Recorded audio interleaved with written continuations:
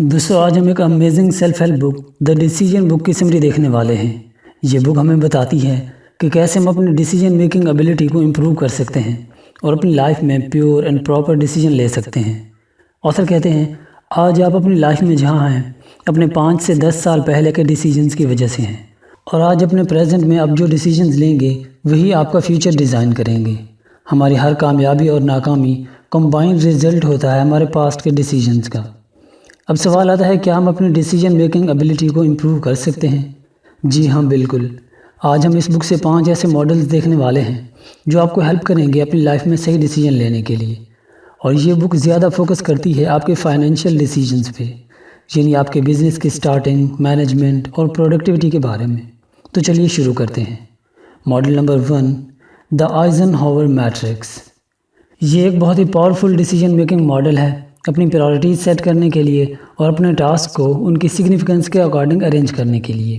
اس model کے 4 کوادرنٹ ہیں اور ہر ایک کوادرنٹ میں ایک اسپیسیفک ٹائپ کے ٹاسک ہوتے ہیں۔ یہ ماڈل تب آپ کے کام آ سکتا ہے جب آپ نے بہت سارے کام کرنے ہوں اور آپ کنفیوزڈ ہوں کہ پہلے کون سے کام کریں اور بعد میں کون سے۔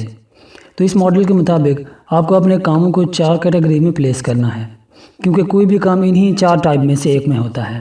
نمبر 1، پہلی کیٹیگری میں آپ کو وہ کام رکھنے ہیں جو نہ ارجنٹ ہوں اور نہ ہی زیادہ امپورٹنٹ ہوں، یعنی ان سے زیادہ امپورٹنٹ دوسرے کام ہوں، تو ان کاموں کو بعد میں کرنے کے لیے چھوڑ دیجیے۔ نمبر 2، دوسری کیٹیگری میں آپ کو وہ کام رکھنے ہیں جو امپورٹنٹ تو ہیں لیکن ارجنٹ نہیں ہیں، تو کیونکہ یہ کام ارجنٹ نہیں ہیں اس لیے انہیں ابھی نہیں کرنا، لیکن چونکہ امپورٹنٹ ہیں اس لیے ان کے لیے ٹائم ڈیسائیڈ کر لیں کہ کب کرنا ہے۔ نمبر 3، تیسری کیٹیگری میں آپ کے وہ کام آتے ہیں جو ارجنٹ تو ہوں لیکن امپورٹنٹ نہ ہوں، تو وہ کام آپ کسی اور کے ذمہ لگا دو تاکہ آپ ان کاموں پر فوکس کر سکو جو کہ 4تھ کیٹیگری میں ہیں، جو کہ امپورٹنٹ بھی ہیں اور ارجنٹ بھی ہیں، اور آپ کو یہی کام سب سے پہلے کرنے ہیں۔ دوسرا ماڈل ہے SWOT انالیسس۔ یہ ماڈل تب آپ کے کام آ سکتا ہے جب آپ کوئی ڈیسیجن لینا چاہ رہے ہوں لیکن اس میں کوئی ویک پوائنٹس ہوں جن کی وجہ سے آپ ہیزیٹیٹ ہو رہے ہوں، یا اس میں کوئی رکاوٹ ہو جسے آپ اوورکم نہیں کر پا رہے ہیں۔ مثلا آپ کوئی ایسا کام کرنا چاہ رہے ہیں جو آپ بہت اچھے سے کر سکتے ہیں اور اس کام کے لیے صحیح ٹائم بھی ہے، مارکیٹ میں اس کی ضرورت ہے، لیکن آپ کی مینجمنٹ سکل ویک ہے یا آپ کے پاس پیسے کم ہیں۔ ایسے میں یہ ماڈل آپ کی ہیلپ کر سکتا ہے۔ اس ماڈل کے مطابق آپ کو اس سچویشن کے 4 ایریاز پر فوکس کرنا ہے: weakness, strength, benefit and threat. تو ہماری اگزامپل کے حساب سے اس کام کی اسٹرینتھ یہ ہے کہ وہ کام آپ اچھے سے کر سکتے ہیں، اور یہاں پر ویک پوائنٹ یہ ہے کہ آپ کی بزنس مینجمنٹ سکل بہت ویک ہے۔ تو اس ویکنس کو اوورکم کرنے کے لیے آپ کو کوئی ایسا پرسن ہائر کرنا ہے جو اس کام کو اچھے سے مینج کر سکتا ہو، اور یہاں پر بینیفٹ یہ ہے کہ مارکیٹ میں اس کام کی اس وقت ضرورت ہے اور یہ پوائنٹ آپ کے لیے فیوریبل ہے۔ اور لاسٹ پہ اس کام میں تھریٹ یہ ہے کہ آپ کے پاس پیسے کم ہیں اور آپ کو ڈر ہے کہ اگر آپ نے انسٹنٹ ایکشن نہیں لیا تو کوئی اور اس اپرچونٹی کو لے لے گا۔ اس تھریٹ کو اوورکم کرنے کے لیے آپ کے پاس 3 آپشنز ہیں۔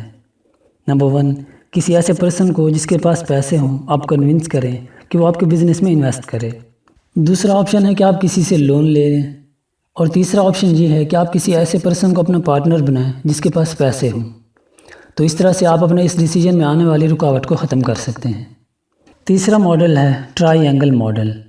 یہ ماڈل فالو کرنا کسی بھی اسٹارٹ اپ سے پہلے آپ کے لیے بہت امپورٹنٹ ہوتا ہے۔ آتھر کہتے ہیں عام طور پر لوگ جب کوئی بزنس سٹارٹ کرنا چاہتے ہیں تو ان کی 3 پرائورٹیز ہوتی ہیں۔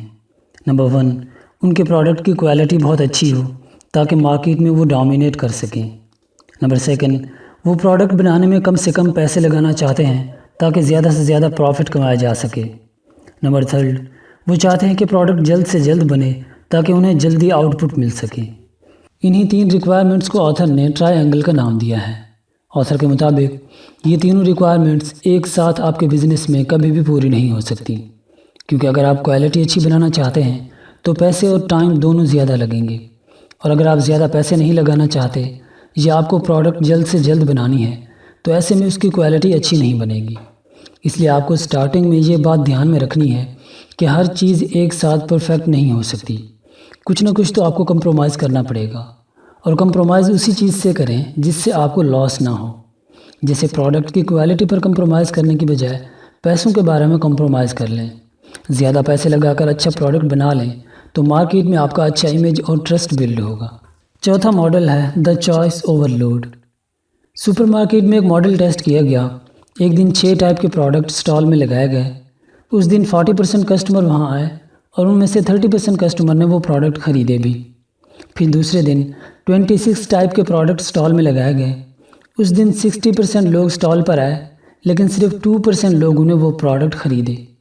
ये अनबिलीवेबल रिजल्ट्स इसी मॉडल यानी चॉइस ओवरलोड की वजह से थे।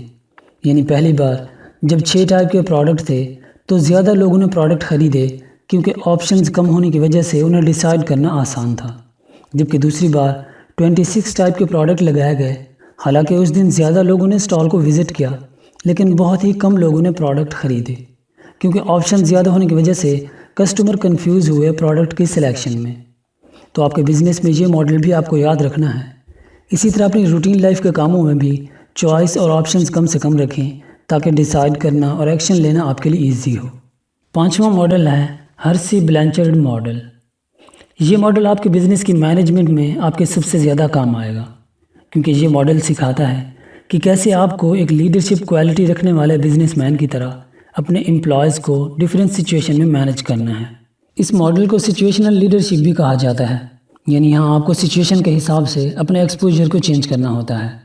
इस मॉडल के मुताबिक एक बिजनेसमैन को अपने बिजनेस में 4 टाइप की सिचुएशन डिफरेंट टाइम पे फेस करनी होती हैं।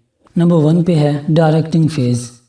नए एम्प्लॉयज़ जब किसी कंपनी को ज्वाइन करते हैं तो वो मोटिवेटेड और एक्साइटेड होते हैं और उनमें कुछ नया सीखने और करने की डिज़ायर होती है, लेकिन उनके पास एक्सपीरियंस नहीं होता। ऐसे में आपको अपने उन एम्प्लॉयज़ को ज़्यादा से ज़्यादा इंस्ट्रक्शन देनी है, उन्हें सिखाना है ताकि वो आपके लिए प्रोडक्टिव बन सकें। दूसरे नंबर पे है कोचिंग फ़ेज़। कोचिंग फ़ेज़ में एक बिजनेसमैन को तब आना होता है जब उसके एम्प्लॉयज़ काफ़ी हद तक एक्सपीरियंस गेन कर चुके होते हैं, लेकिन अब उनमें वो पहले की तरह का मोटिवेशन नहीं रहा होता। अब आपको उनसे फ़ेस टू फेस कम्युनिकेट करके उन्हें मोटिवेट करना होता है।